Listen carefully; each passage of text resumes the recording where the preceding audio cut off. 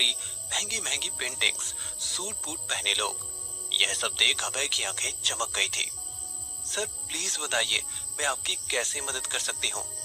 अभय ने हिचकिचाते हुए बोला, मुझे अपना बैंक बैलेंस चेक करना था। अभय की घबराहट को वो बैंक मैनेजर समझ गई थी। उसने एक प्यारी सी मुस्कुराहट के साथ जवाब दिया, नो प्रॉब्लम सर, आप प्लीज वेट कीजिए, मैं अभी बैलेंस चेकिंग मशीन लेकर आती हूँ। उस मैनेजर का शालीन स्वभाव देखकर अब अभय भी थोड़ा थोड़ा कंफर्टेबल हो रहा था। वो वहां लगे सोफा पर बैठने ही वाला था कि सर आप यहाँ नहीं बैठ सकते, सॉरी। ओह माफ कीजिएगा, मेरे कपड़े थोड़े गंदे। उस मैनेजर ने बीच में ही टोकते हुए कहा, नहीं मतलब अगर आप यहाँ बैठेंगे तो मेरी नौकरी चली जाएगी। आप हमारे प्लैटिनम मेंबर हैं। पूरे देश भर से 10 में से एक ये लॉन्च नॉर्मल कस्टमर्स के लिए है।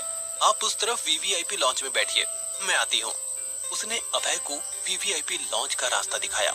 अंदर अभय उस लॉन्च का लुत्फ उठा ही रहा था कि कशिश वापस आ गई। उसके हाथ में एक मशीन थी। उसने अभय से कार्ड लिया और उस मशीन में डालकर उसकी स्क्रीन अभय की तरफ घुमा दी। अभय ने कांपती उंगलियों से अपना पासवर्ड उसमें डाल दिया। थोड़ी देर ब्लैंक रहने के बाद जब उस स्क्रीन पर उसका अकाउंट बैलेंस आया तो उसका माथा चकराने लगा।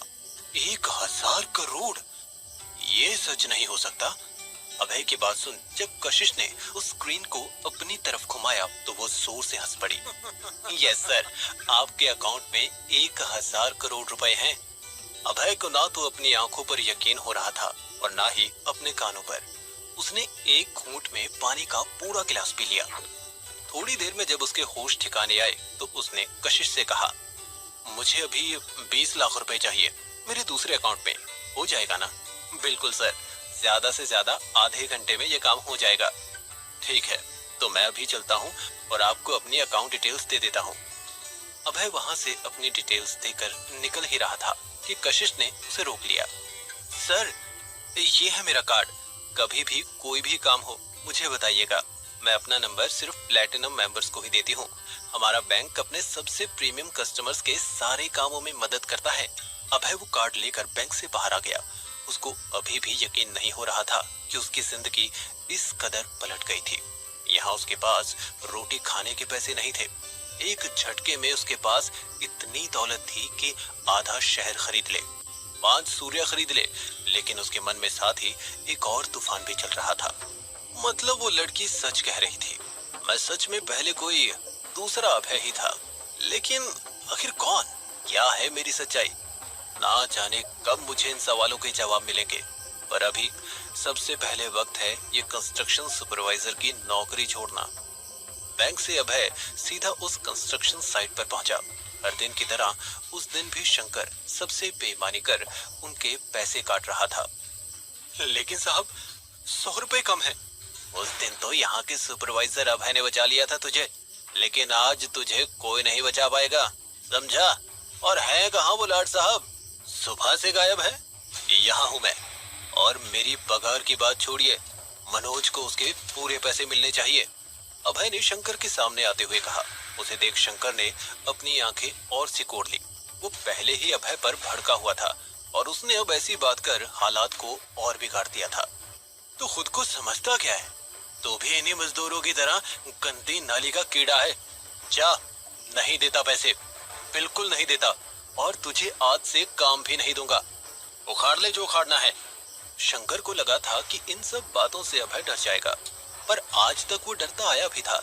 लेकिन अब तो उसके पास खौफ खाने की कोई वजह ही नहीं थी। वो मुस्कुराता रहा। शंकर का पारा और चढ़ रहा था। तभी अभय बोल पड़ा, सोच लो शंकर सेठ, आज हमारी कमाई से हिस्सा मार भी पा रहे हो।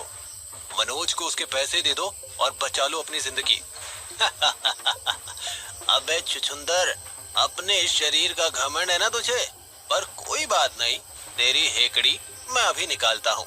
तेरे साथ इस मनोज की भी नौकरी गई। ले अब बोल। इतना कहकर शंकर ने मनोज के हाथ से बाकी पैसे भी छीन लिए और उसे एक जोर की लात मारी। अभय तेजी से भागकर उसको उठाने आया और उसके कपड़े झाड़ते हुए बोला, शंकर सेठ, अब मुझे मत बोलना, जो भी तुम्हारे साथ होगा। इतना कहते ही अभय ने अपनी जेब से 500 रुपए निकाले और मनोज की जेब में रख दिए और उसे वहां से लेकर चलता बना। मनोज की आंखों में इस जिल्लत से आंसू आ गए थे। अरे इज्जत नहीं थी लेकिन नौकरी तो थी, अब वो भी नहीं। अब मैं अपने बेटे को कैसे बचाऊंगा बता। और क्या फायदा ऐसा शरीर का अब है। जब नौकरी जा रही थी तो तू दोस्त की इज्जत के लिए तो लड़ लेता, लेकिन नहीं, वो भी नहीं। ये सब तेरी वजह से हुआ है। अभय जानता था मनोज परेशानी में उस पर बरस रहा था, इसीलिए वो चुपचाप सब कुछ सुनता रहा और बेहद आराम से बोला, चुपचाप चलता रहे, शंकर अभी थोड़ी देर में ही सीधा हो जाएगा। अभय और मनोज चलते चलते बाहर आ गए थे कि तभी उन्हें अपने पीछे शंकर की आवाज सुनाई दी। जब उन दोनों ने मुड़कर देखा तो उनकी हंसी नहीं रुक पा रही थी।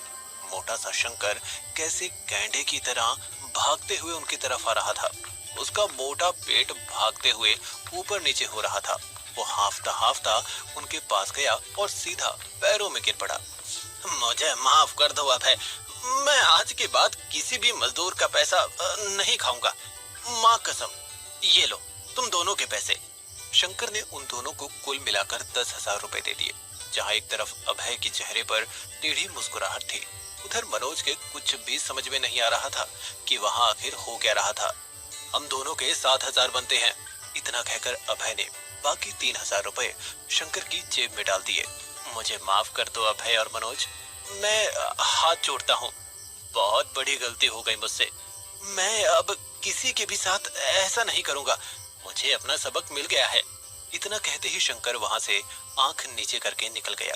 मनोज चुपचाप खड़ा अभय की शक्ल देखता रहा, जैसे अभय बिन बोले ही उसका सवाल समझ जाएगा।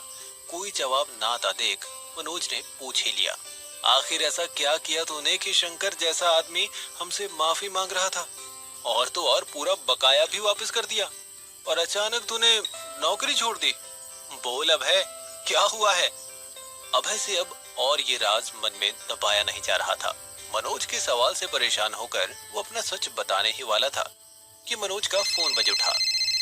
हेलो, क्या, किसने, पर अच्छा ठीक है, मैं आता हूँ। मनोज को इतना टेंशन में देख अभय से रहा नहीं गया। क्या हुआ भाई, सब ठीक है। ठीक नहीं, बहुत ज्यादा ठीक। किसी अनजान आदमी ने मेरे बेटे की कीमोथेरेपी के पैसे भर दिए। मुझे तो यकीन ही नहीं हो रहा। अभय ने मनोज के कंधे पर हाथ रख दिया। जहां एक तरफ मनोज की जिंदगी पटरी पर आ रही थी, वहीं एक और पहेली अभय का इंतजार कर रही थी। उसके फोन पर एक अननोन नंबर से मैसेज आता है, आज मैंने तुम्हारी मदद की तो कल रात तुम्हें मेरे साथ बितानी होगी। आखिर कौन था ये शख्स, क्या करेगा अब अभय आगे, कैसे सिखाया था उसने शंकर को सबक, किसने भरी थी मनोज के बेटे के इलाज की रकम।